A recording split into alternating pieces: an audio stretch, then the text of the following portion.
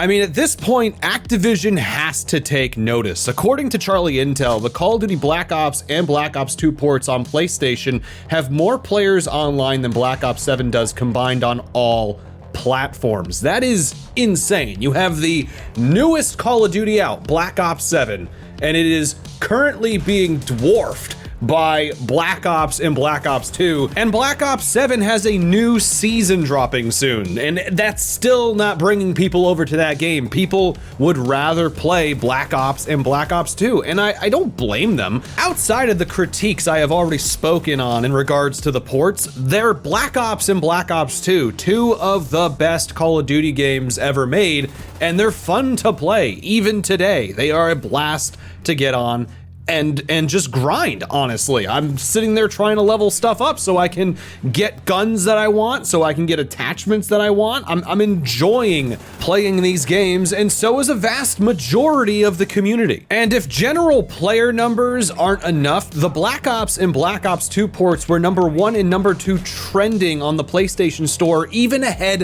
of GTA 6, the most anticipated game of the year.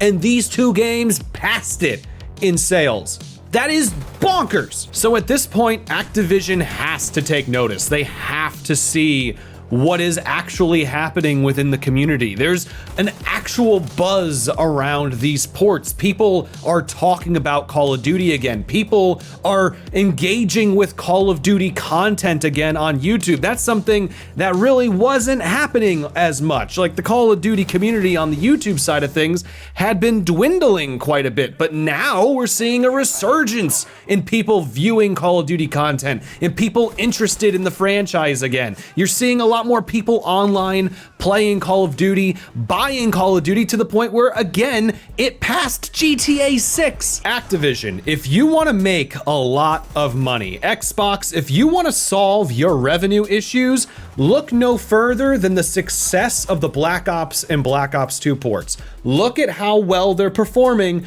and adjust your games accordingly. Going forward, trim back the mechanics, make it boots on the ground, bring people back in who like the original style of Call of Duty. Yeah, there are people who like the movement mechanics in the newer Call of Duties. I get it. It doesn't bother me. I just adapt to movement myself. It's not something that drives me insane, but I guess a lot of people really don't like it, because guess what? They're all over here now, and that's a lot of people. That is a lot of people interested in the old style of Call of Duty. So start making games for the vast majority of your community. Don't just try to appeal to young movement shooter fans. They'll get on board with Call of Duty because Call of Duty is going to be the biggest first-person shooter ever, just in general. So just make games that are Call of Duty. Make it feel like it felt back in the quote-unquote golden age.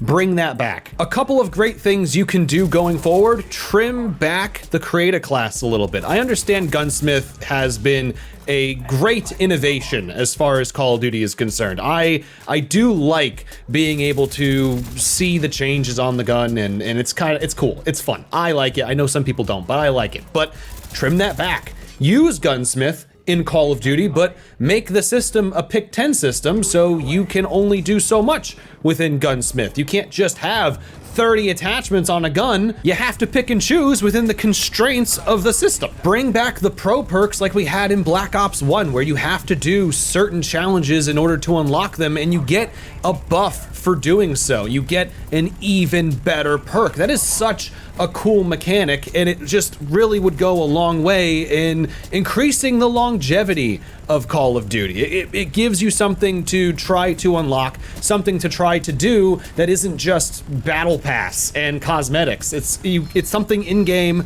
with challenges that anyone can do, and it's fun. Take a break from releasing classic maps. I understand they're iconic and that everyone's just like, wow, I really want to play on friggin' Nuketown. I can't wait to play on that for the 30th time.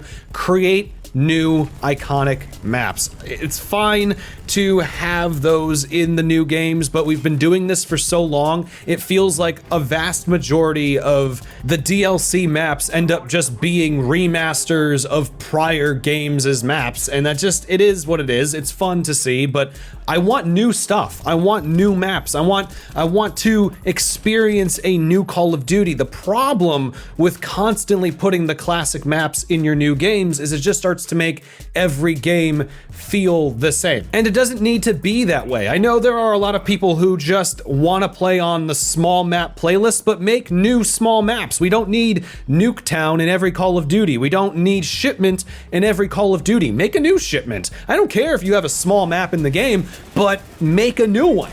Make something cool. And while we're on the subject of maps, not every single map needs to be a 3-lane competitive map. You can do creative things with your maps. Yeah, sure, the flow's not gonna work properly all the time. That's fine. It doesn't always need to flow perfectly. Just make maps that are fun to play on again. Make unique things. Try new things. Don't just keep doing the same things over and over and over again because the competitive scene likes it when everything is predictable. Make some unpredictable stuff. And finally, mostly to reiterate this point because it needs to be said, trim the movement down. It's clear that the vast majority of the community enjoy playing Call of Duties that are slower, where map knowledge matters more than whether or not you know how to jump off of a wall.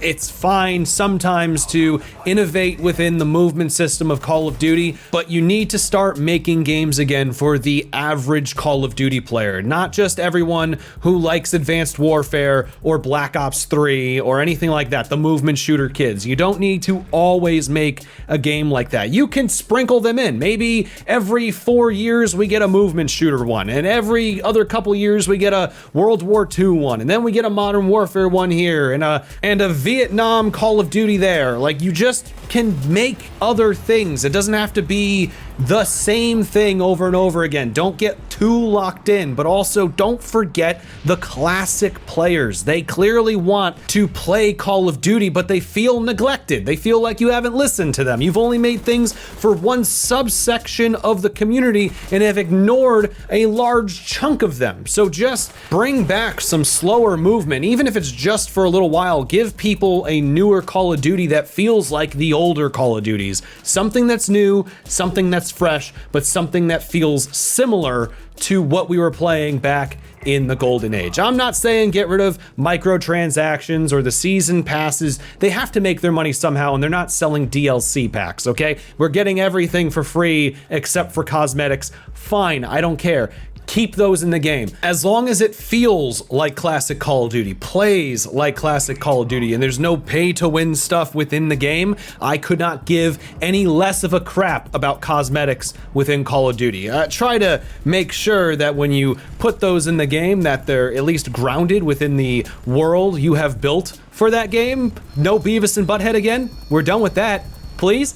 Forever? But guys, that's my opinion. Leave yours down below. What would you like to see from Call of Duty going forward? Is this something that you have been really enjoying? Have you been playing the Black Ops ports and having fun? Leave your thoughts down below. If you're new here, hit the subscribe button. If you enjoyed the video, hit the like button. And if you want to support this channel more than just in that way, you can become a channel member. That's a recent thing that has been added to this channel because I just became a YouTube partner. You get some emotes and that kind of stuff. It's fun. So if you're interested in that, you can check that out as well. Anyways, guys, that's that. I will see you all later.